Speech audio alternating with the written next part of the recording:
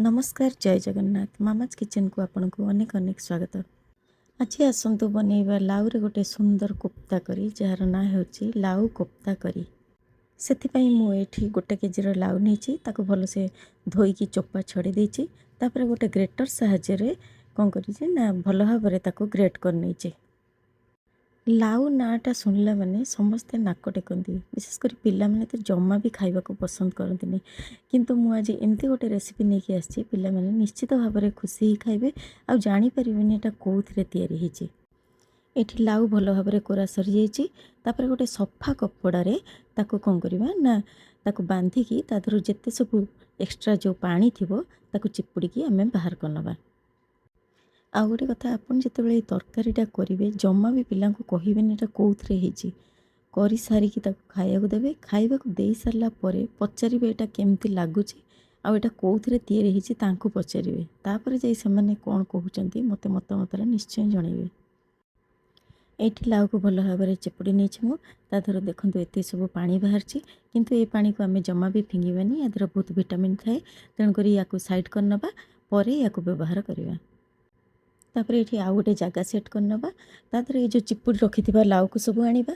लाउ को आनिकी देखंतु टिके माने अल्प अल्प ड्राई हो जाइछि, जस्ट अल्प पानी रही, बेसी आधर पानी रहीनी।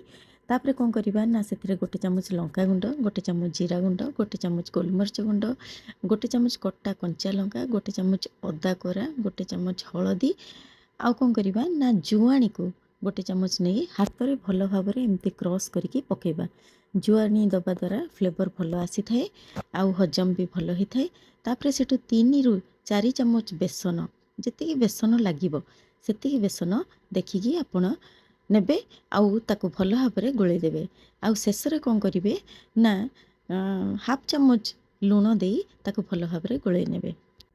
वर्तमान से मिश्रण को साइड करनबा। आउ ग्राइंडर जार रे 2टी बड़ टमाटो, रसुण 8-10 कला रसुण, किछि अदा आउ काजू बादाम 8 ରୁ 10टा काजू बादाम ये सब को पकेकी भल भाव में ग्राइंडिंग करनबा। आउ एथिरे जमा पानी दबार आवश्यकता नहीं, कारण टमाटो जो पानी बाहर सेटा हो ग्राइंडिंग। एबे एपटे कौन करबा ना कड़ाई रे तेल बसैबा। तापर ए जो मिश्रण जो आमे करथिले सेटा को कौन करबा ना हाथ रे नेकी अल्प अल्प गोला प्रस्तुत करबा। आपण जो साइज रे चाहिए से साइज रे आपण बरा तयारी कर परिबे। एठी तेल हमर गरम हो जाइछि। वर्तमान गोटे गोटे करी बरा को सब आनी पकेबा। एठी गोटे साइड बरा हो गला परे आरपट साइड को आमे लौटै दबा।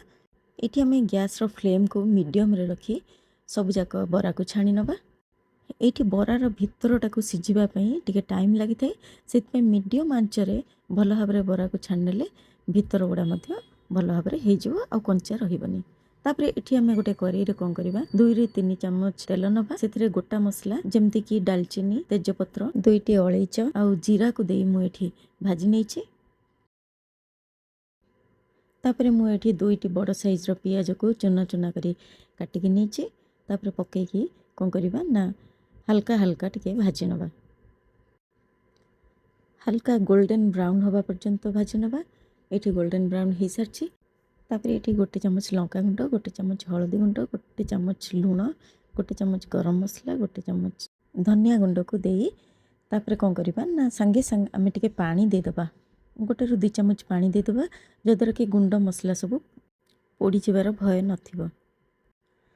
एबे मसला सबको आमे धीमा आंच रे टिके फ्राई करनबा। तापर एठी बाटी रखिथिबा जो मसला को आनी एथिरे पकेइबा। मसला सबको धीमा आंच रे भल भाव में टिके फ्राई करनबा। तापर एठी कौन करबा ना पैन को टिके कवर करनबा, जा फल कि मसला ता भितरे भल भाव में टिके सिझी जिवो।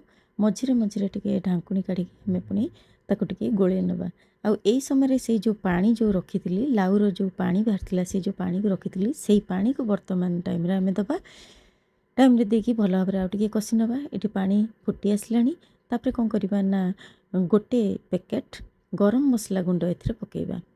गरम मसला पके देइछु। तापर फुटी आसलानी। तापर एठी कौन करबा ना हाथ रे गोटे चामच कसूरी मेथी को आनी क्रॉस करके पकई नबा। वर्तमान फुटी आसलानी। वर्तमान कौन करबा ना जो कोफ्ता को आमे करिकी रखिथिलु बा जो बरा को करिकी रखिथिलु ताको वर्तमान से पानी रे पकेइबा। ଏଇଠି ଯେତିକି ଆପଣଙ୍କର ଆବଶ୍ୟକ ସେତିକି ପାଣି ଦେବେ। ଏଇଟା ଟିକେ ଜଷ୍ଟ ହାଲକା ବହଳିଆ ରହିଲେ ଖାଇବାକୁ ଭଲ ଲାଗିବ। ରୁଟି ସହିତ ଖାଇପାରିବେ, ପରଟା, ପୁରୀ, ନାନ୍, ଭାତ ସହିତ ମଧ୍ୟ ନିଶ୍ଚିତ ଭାବରେ ୟାର ମଜା ନେଇପାରିବେ। ଏଠି କୋପ୍ତାଟା ପାଣି ଟାଣି ନେବ, ସେଇ ଅନୁସାରେ ଆପଣ ଯେତିକି ଝୋଳ ରଖିବେ ସେଇ ଅନୁସାରେ ଆପଣ ପାଣି ଦେବେ। ପାଣି ଦେଇକି ଟିକେ କଭର୍ କରିନେବେ। ଏଠି କଭର୍ ଖୋଲି ଦେଖନ୍ତୁ କେତେ ଡେଲିସିୟସ୍ ଦେଖାଯାଉଛି।